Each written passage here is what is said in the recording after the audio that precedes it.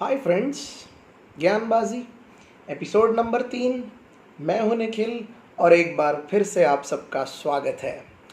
आज का एपिसोड शुरू करने से पहले ज़रा कोरोना मैसेज दे दिया जाए भैया सबको। तो ये रहा हमारा सैनिटाइज़र और ये हमने थोड़ा सा सैनिटाइज़र लिया और अपने हाथ धो लिए। आप भी दिन में 5 बार अपने हाथ ज़रा रगड़ रगड़ के धोइएगा, हाँ बहुत ज़रूरी है। वैसे एक बात बताइए, आप लोगों के व्हाट्सएप के ऊपर वो भीड़ वाले फोटोज आए या नहीं आए? वो लोग एक दूसरे के ऊपर चढ़ रहे हैं, धक्का मुक्की करके आगे बढ़ रहे हैं, बारिश में छाता पकड़ के लाइन में खड़े हैं। हाँ, किस चीज़ की इमेजेस है वो? भैया सबको पता है ये इमेजेस हैं शराब के बाहर लगे हुए ठेकों के लाइन की, और उसके बाहर जितनी लाइन में लोग खड़े हुए हैं शराब खरीदने के लिए उस चीज़ की। आपको कुछ इंटरेस्टिंग चीज़ें बताऊं? मैं पिछले 2 दिन से न्यूज़पेपर में देख रहा हूं, दिल्ली सरकार ने शराब के ऊपर टोटल इस वक्त 70% दाम बढ़ा दिए हैं। 70%। उत्तराखंड के नैनीताल में तो हाल ही बुरा है, वहां पर तो लोग छाता पकड़ के बारिश में लाइन लगा के खड़े हुए हैं शराब खरीदने के लिए। छत्तीसगढ़ सरकार ने तो बिल्कुल अंदाज ही निराला कर दिया है, उन्होंने तो शराब की होम डिलीवरी शुरू कर दी है। आपको 120 रुपये एक्स्ट्रा देने पड़ेंगे और आपको आपकी शराब घर पे मिल जाएगी। तो अलग अलग तरीके से अलग अलग राज्य सरकारें ये इंतज़ाम कर रही है। कर्नाटक सरकार ने सोशल डिस्टेंसिंग का हवाला दिया है और बोला है कि सोशल डिस्टेंसिंग का ध्यान रखा जाए और आप अपनी शराब ले सकते हैं। अब समझने वाली बात ये है कि जहाँ असेंशियल गुड्स की सप्लाई भी ठीक से नहीं हो रही है, जहाँ लॉकडाउन का तीसरा फेज चालू है, वहाँ ऐसी कौन सी बुरी नौबत आ गई कि राज्य सरकारों को शराब के ठेके शुरू करने पड़ गए? क्या इससे कोरोना नहीं फैलेगा? क्या इससे क्राइम रेट नहीं बढ़ेगा? क्या शराब की लाइनों के बाहर सोशल डिस्टेंसिंग पूरी तरह से कायम रहेगी? और आखिर ऐसी कौन सी नौबत आ गई कि दवाइयों के साथ, सब्जी मंडियों के साथ, किराने की दुकान के साथ बाकी किसी चीज़ को, बिजनेस को शुरू नहीं किया गया है, लेकिन शराब के ठेकों को शुरू कर दिया गया है? आज का ज्ञानबाजी का एपिसोड आपको यही समझाने के लिए है। तो दोस्तों, ये अभी का hot of the plate topic है और मैंने सोचा कि इसके ऊपर 5 मिनट ज्ञानबाजी की जाए और आपको इसके ऊपर सारी जानकारी दे दी जाए। तो प्लीज़ अब आगे के 5 मिनट ध्यान से मेरी बातें सुनिएगा, समझने की कोशिश करिएगा और हो सके तो सारी चीज़ों को एक अच्छे फाइन नोट्स में लिख के रखिएगा। दोस्तों, आज हम ये समझने वाले हैं कि आखिर शराब के ठेकों से सरकार को ऐसा कौन सा फ़ायदा होता है, और दूसरा, इकोनॉमी के साथ साथ क्या ऐसा भी कोई एंगल है जिसके बारे में सरकार ठीक से नहीं सोच रही है। दोनों बातों को आज हम समझने की कोशिश करेंगे। इससे पहले कि हम पॉइंट पे आए, हमें सबसे पहले ये समझना होगा कि ये पूरा प्रोसेस काम कैसे करता है। आपको याद होगा 1 जुलाई 2017 को सरकार ने इस देश में जीएसटी लगाया था। अब जीएसटी का मतलब होता है goods and service tax, right? यानी कि जितने भी टेंजिबल गुड्स होते हैं और जितने भी सर्विसेज होते हैं उन सब पे लगाया जाने वाला ये टैक्स होता है।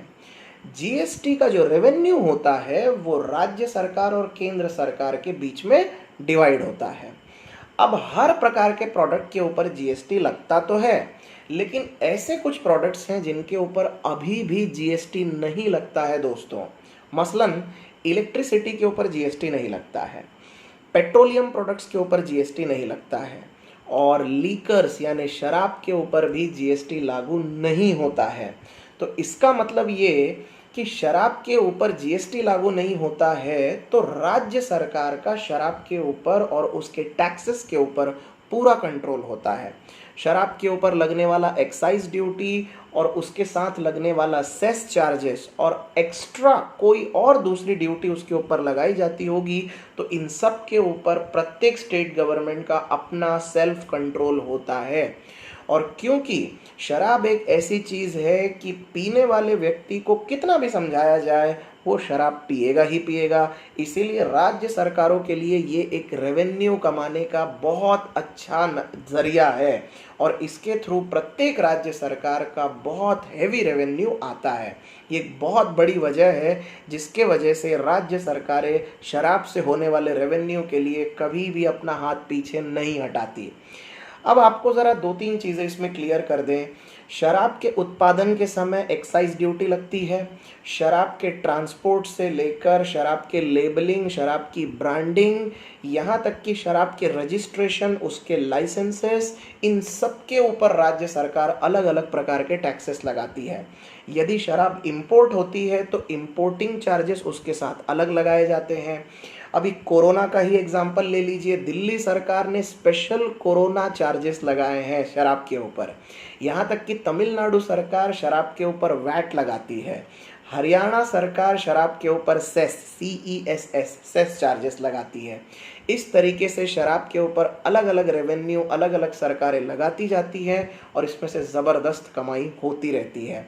केवल 2 राज्य भारत में ऐसे हैं जिन्होंने अपने आप को शराब और शराब के रेवेन्यू से दूर रखा है।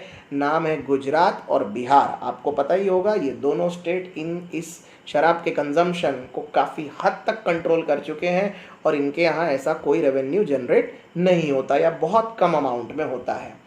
अब इससे ओवरऑल कितना रेवेन्यू आता है ये समझना ज़रा काम की बात है। आरबीआई के एक आंकड़े के मुताबिक साल 2018-2019 में शराब के ऊपर लगाए गए टैक्सेस से देश के 28 राज्य और 2 यूनियन टेरिटरी का टोटल अमाउंट 1.5 लाख करोड़ रुपए का आया है। ठीक सुना आपने, 1.5 लाख करोड़ रुपए का रेवेन्यू शराब के ऊपर लगाए गए टैक्सेस से आया है। ये 2018-19 का है। 2019-20 का रेवेन्यू जो आया है वो तो और भयानक है, वो है 1,75,000 करोड़ रुपए का रेवेन्यू। अब इतना हैवी रेवेन्यू अगर शराब से आता है तो उसमें प्रत्येक राज्य सरकार का अपना सेल्फ इंटरेस्ट तो बहुत ज़्यादा होगा।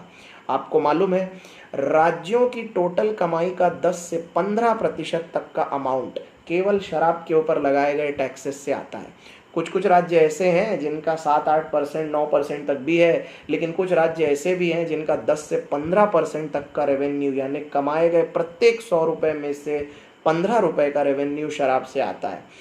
भारत के टॉप 5 राज्य में आपको बता देता हूँ जहाँ पर शराब से होने वाली इनकम सबसे ज़्यादा है। पहले नंबर पर इस वक्त भारत देश में है उत्तर प्रदेश। यस, उत्तर प्रदेश में पिछले साल जो कमाई हुई है, मेरे पास ये पूरे आंकड़े हैं, उत्तर प्रदेश में 31,500 करोड़ रुपए का रेवेन्यू आया है शराब से।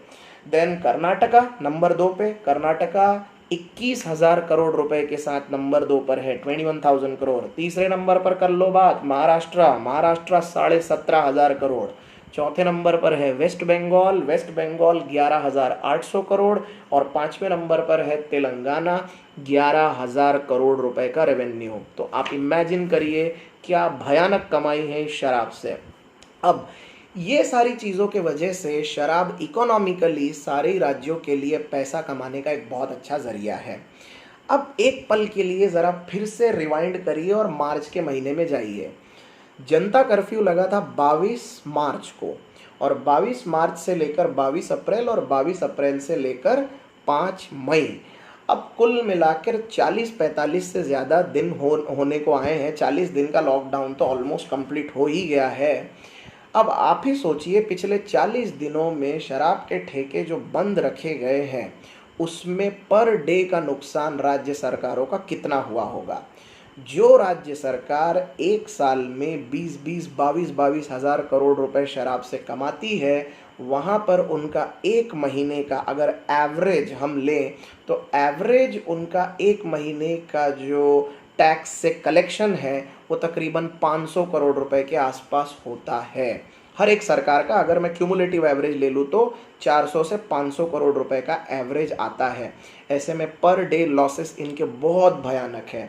प्रत्येक राज्य सरकार के लिए ये बहुत कन्वीनियंट ऑप्शन है कि अगर शराब के ठेके शुरू किए जाएं तो उनकी पर डे रेवेन्यू इनकम बहुत अच्छी होगी और जिसके वजह से कोविड-19 में हुए सारे लॉसेस को वो तेज़ी से रिकवर कर सकते हैं।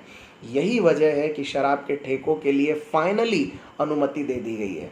आपको मालूम है पिछले 2 दिन में रेवेन्यू कलेक्शन कैसा रहा है? पिछले 2 दिन में तेलंगाना सरकार ने 100 करोड़ के आसपास का रेवेन्यू कमाया है। पिछले 2 दिन में महाराष्ट्र सरकार ने 62 करोड़ रुपीस का रेवेन्यू कमाया है।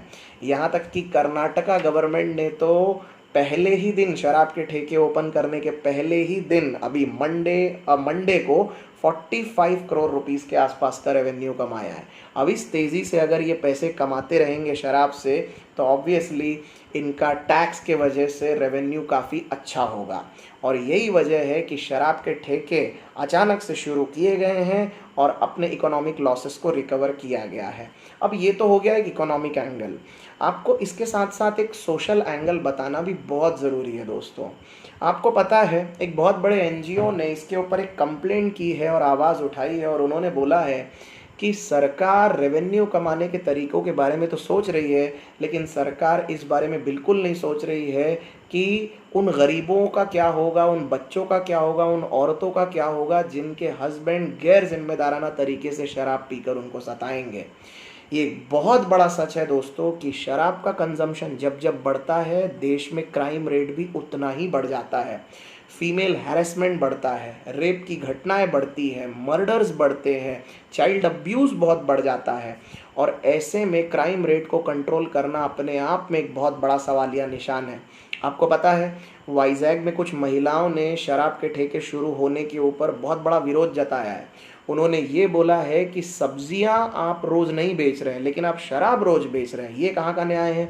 दूसरी बात उन्होंने ये भी बोली है कि लॉकडाउन में ऑलरेडी सबकी नौकरियां जा चुकी हैं और जो नौकरियों के लॉसेस हुए हैं ऐसे समय पर महिलाओं ने अपने परिवार को चलाने के लिए कुछ पैसा बचा के रखा है और शराब के लत में हस्बैंड्स वो पैसा छीन रहे हैं, शराब खरीद रहे हैं और पैसे की बर्बादी तो हो ही रही है, परिवार बिखरते जा रहे हैं।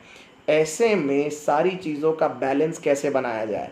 एक तरफ राज्य सरकार के अपने नुकसान हैं जिसकी भरपाई के लिए राज्य सरकार के पास ये ऑप्शन बहुत कन्वीनियंट है कि ठेके खोल दिए जाएं और दूसरी तरफ ऐसा सोशल एंगल है जो कि समाज को पूरी तरह से डिस्टर्ब कर सकता है। मुझे लगता है जितने लोग मेरा वीडियो देख रहे हैं उन सब का एक कर्तव्य है कि आज इस एक प्रॉब्लम के ऊपर आप अपनी राय, अपने विचार ज़रूर रखें। कमेंट्स थ्रेड में मुझे इंतज़ार रहेगा कि आप इस पूरे के पूरे प्रॉब्लम को किस तरीके से देखते हैं। मैं उम्मीद करता हूं कि ये वीडियो आपके काफ़ी काम का रहा और आपको कुछ बातें इससे रिलेटेड ठीक से समझ में आई। मैं चाहूँगा कि आप कमेंट्स में ज़रूर बताएं कि सोशली आप इसके ऊपर क्या सोचते हैं और इकोनॉमिकली आप इसके ऊपर क्या सोचते हैं। राइट, आज के लिए बस इतना ही दोस्तों। ज्ञानबाजी पे अंत तक बने रहने के लिए आपका बहुत बहुत धन्यवाद। अगर आपको ये वीडियो पसंद आया तो इसको शेयर करिए, लाइक करिए, सब्सक्राइब करिए, हमारा हौसला बढ़ाइए ज़रा।